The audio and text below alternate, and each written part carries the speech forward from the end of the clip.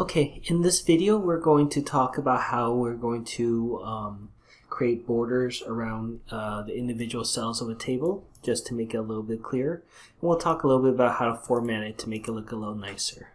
So first of all, if you notice, we have my table. It's complete, but it doesn't look very nice, very organized. So first of all, what I'm going to do is I'm going to make sure that the item names fully show.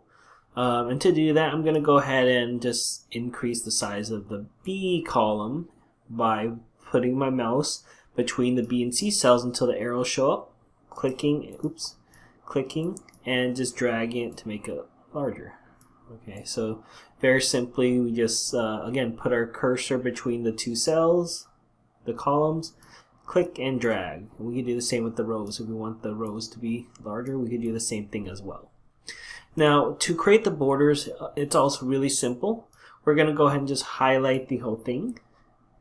And here we see the borders icon. We're going to go ahead and click on it. And if we want to run everything, we just go ahead and click here. Okay, this one means everything. This just means inside, between the rows, between the columns, and just the outside.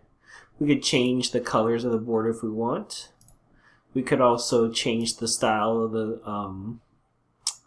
borders, if we want thicker or thinner. So those are all the different options we have. I'm going to go ahead and leave it like that. Okay, so that's how you create borders around a table.